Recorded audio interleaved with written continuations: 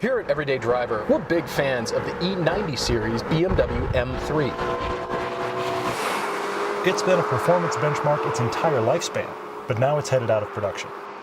So that means it's become a great used car option. However, there are two other cars that claim to be even better driver's cars than the M3. One is the Mustang Boss 302, and the other is BMW's own 1M.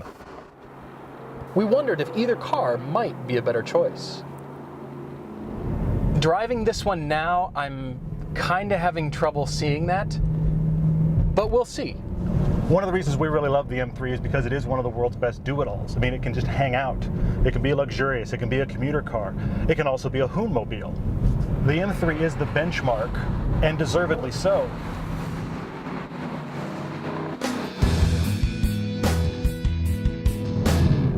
I think we have been waiting to drive this car as long as you've been wanting us to drive it. This is the 2012 Boss 302, and this is reminding me why I'm such a Mustang fan. The Boss is a rare car, resurrected from the 1969 and 1970 model years, and this is the only other time this car has been built.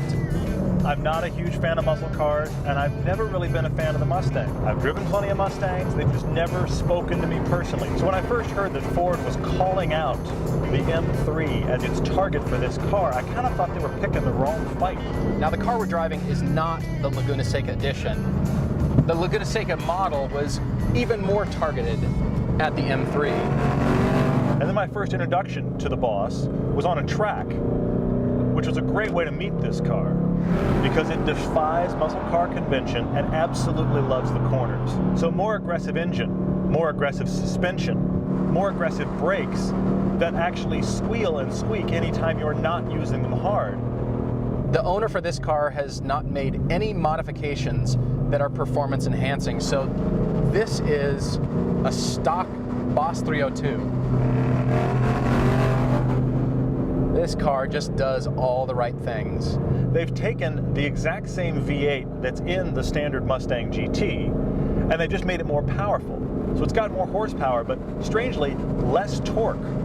Not that that leaves you wanting for torque. It is a good old American V8 after all. The owner of this car took out the extra baffle that allows the exhaust to sometimes be a little more acceptable. 15 minutes after he bought it, which is exactly what you should do.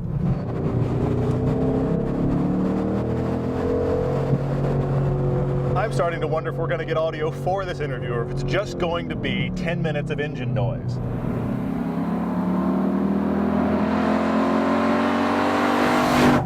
This engine gives you 444 reasons to buy this car.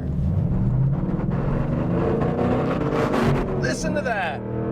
That just gets evil above 6,000. Pedals are positioned wonderfully for heel-toe downshifts, and the engine just wants you to rev it anyway. The clutch is the opposite of the 1M. The BMW takes no effort at all, and this is almost like a sledgehammer by comparison. This car is the heavyweight cage fighter. There is, of course, the GT500 with 200 more horsepower. Do I feel like I need it in this car?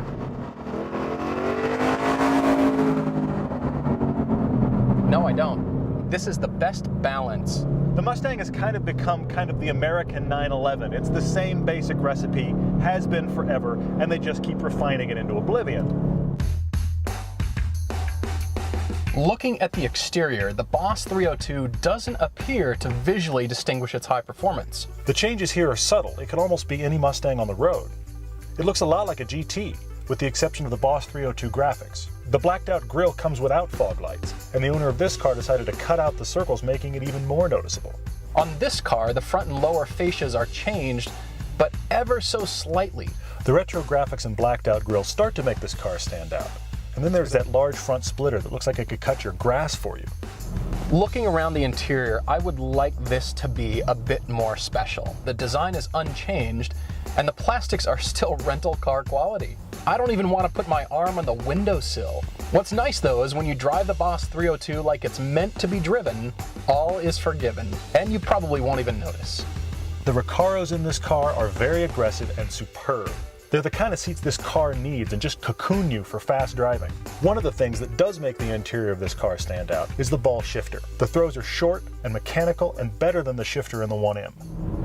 You know, when we first drove the E90 four-door M3, I really fell in love with that car. Jumping back into this one, I remember why.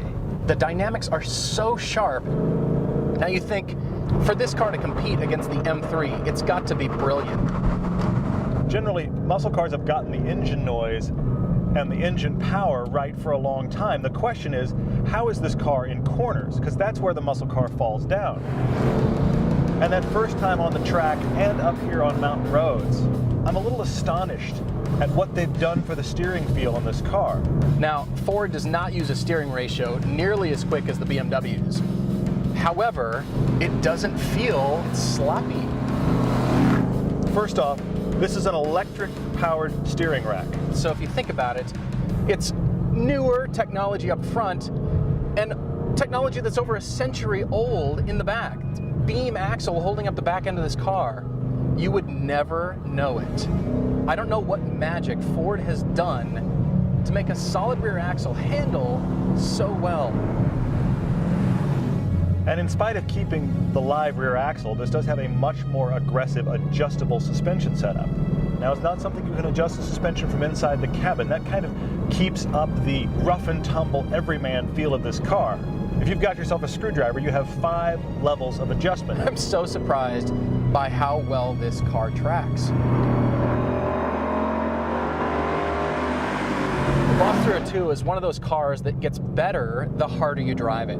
The brakes only like to be trampled on. The steering only likes to be manhandled. The engine only wants to be revved. This car is angry about doing anything but going full out. Honestly, it demands that you throw it harder into a corner than you ever thought was possible. And of course, you roar out of the corner. Muscle cars can sometimes feel floaty and a bit front heavy. This has neither of the above.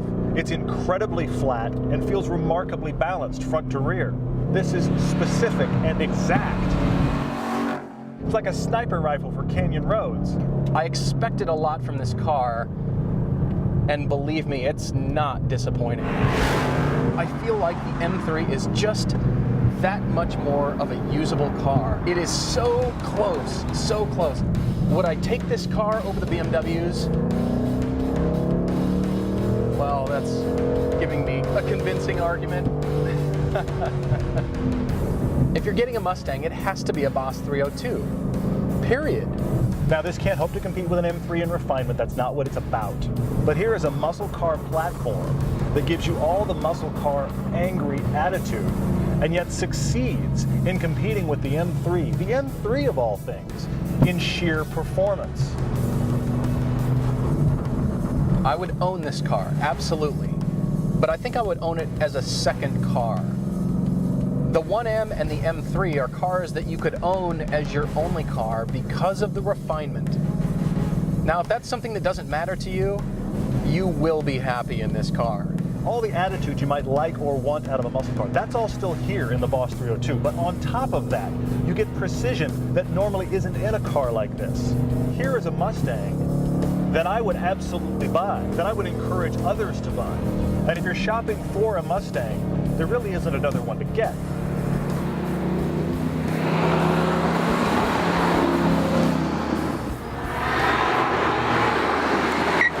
I love Fords. I'm a Mustang guy. Yeah. Yet I'm a German car snob. You've had a rough day.